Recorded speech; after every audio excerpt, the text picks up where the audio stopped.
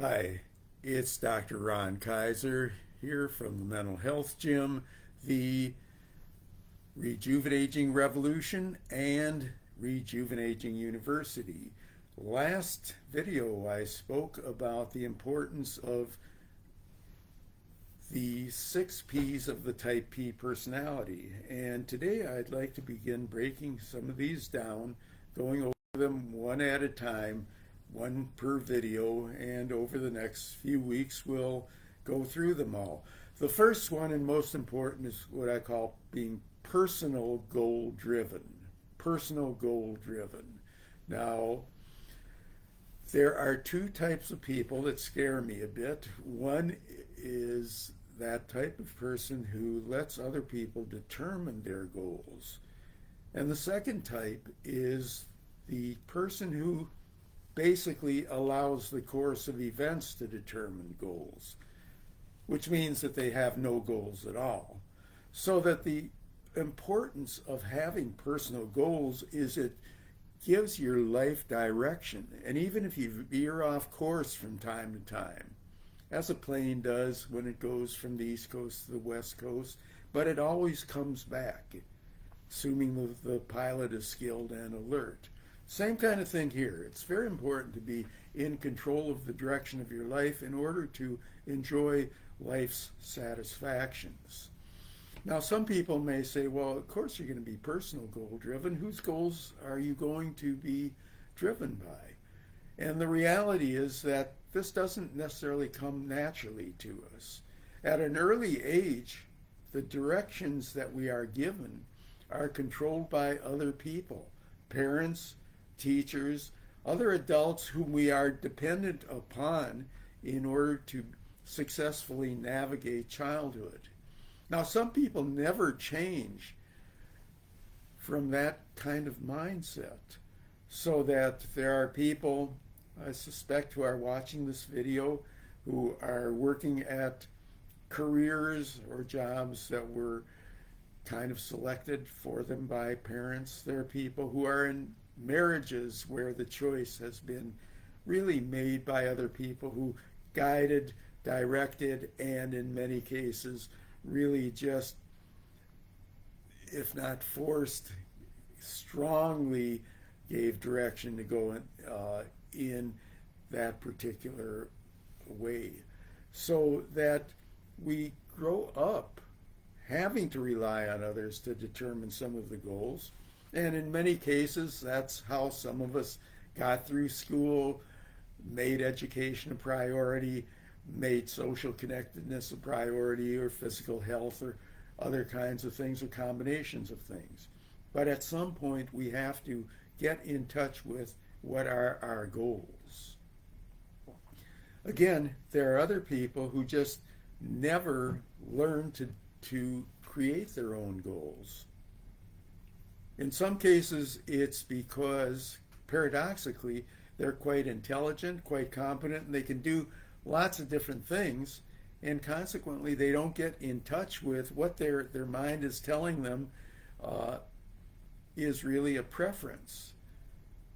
Both of those approaches are recipes for dissatisfaction, either having somebody else determine your goals or not having goals at all. Being so flexible that you really have no direction in your life. And let me also point out, when I say don't let other people determine your goals, it's equally a negative if you're doing the opposite of what somebody wants you to do, so that you're doing it as a form of rebellion. If that's not your goal, then that's really not the way that you want to go through life. So how do we change that? How do we go to the notion of having personal goals? First thing that we should do is sit down and write down, what do we want to be doing a week from now, a month from now, a year from now, 5 years from now, 10 years from now? Sitting down and thinking about what we really want for ourselves in this busy world is not necessarily a task that comes automatically to us. It really takes setting aside some time and trying to work on that. Now, as I believe I've made clear over time, I think that goals should fit into various critical buckets or areas of life, including health and fitness, social connectedness, and intellectual functioning. So I would try and break down those goals into those categories. I have some exercises about it with people who have taken my courses at the Mental Health Gym or Rejuvenating University. But this is something you can do on your own. Just make sure that you kind of give it the attention it needs. Don't limit yourself by self-talk that says, well, I'd like this, but I can never achieve it. I'd like this, but it's too late. The only way that you can really get in touch with your goals is to not limit your thinking about them. So that's a first step in the process. And then when you have identified some goals, then it becomes important to make small moves in the right direction. In other words, think about what's the most attainable goal. You know, you may not be satisfied in your career, but it may be a big deal to make a career change. You may not like where you're living, but making a geographic move may be a really big thing. So what is the thing that I would really like to change? What is the least disruptive thing for my life if I make a change in that direction?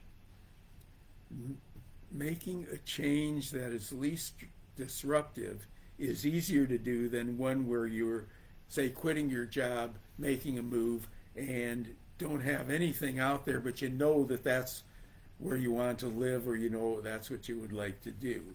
And then gradually, if you start with the least disruptive, gradually increase the types of changes that you make. Now, there is a good chance that at some point these lines will cross, that you will begin to do some things that are more like what you want, and you'll find that you don't have to change everything to feel quite satisfied. People who have taken my courses know that one of the things that I promote is the notion that you are exactly where you should be. You are the product of things that you did to get you to this point. I truly believe that, but you don't have to stay there. And that's where being personally goal-driven can help you to get off of this spot and move you in the direction that you really want for yourself. Some of you may find that it's a drastic change of direction. Some of you may find that it's a small one, but again, the lines will cross, and you'll have greater self-acceptance, and you will have the drive toward changing goals be a part of your personality. You drive to be able to set your own goals, move in that direction, becomes a lot easier the more practice that you have at it. So again, sit down, make a list of goals, look at some of the short-term ones, choose something that will not be very disruptive in your life, and begin to make changes. And then you can be in control of the process of change. So that's the first of the 6 P's of the Type P personality. We'll be dealing with others. Keep in mind they're proactive, positive, passionate, persistent, and playful, and we'll have separate videos on each. So this is Dr. Ron Kaiser signing off and wishing you a good day and great success in achieving your goals.